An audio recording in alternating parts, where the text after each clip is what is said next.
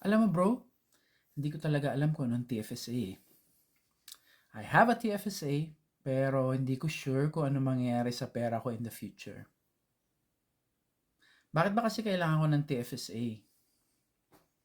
Ako meron akong TFSA kasi sabi ni mama kailangan ko daw yan. Ano ba talaga ang rason kung bakit kailangan natin ng TFSA? So, ang TFSA is a tax-free savings account. And ngayon 2023, pwede ka mag-contribute ng up to 6,500. TFSA has only been around since 2009. Kaya naintindihan ko kung bakit marami pa ring tao ang hindi sigurado on how to effectively use it.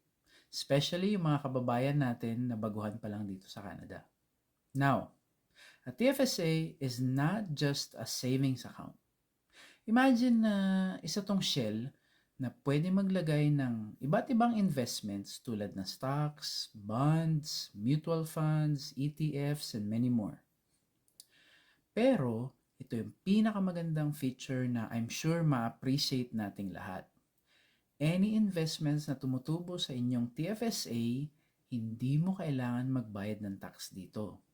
So, imagine niyo guys, tumutubo ang pera na tax-free. Tapos, pag kailangan na natin mag-withdraw in case of an emergency, guess what? It's tax-free. It's simple to set up and easy to use.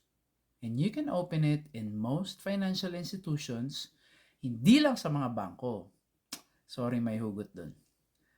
Young and old people can use their TFSAs to save for emergency funds, buy a car, have a wedding, or kahit yung vacation na matagal mo nang pinapangarap. Even for a down payment on your first home. Ano man ang reason mo, compared sa RRSP, mas madali ang paglabas ng pera.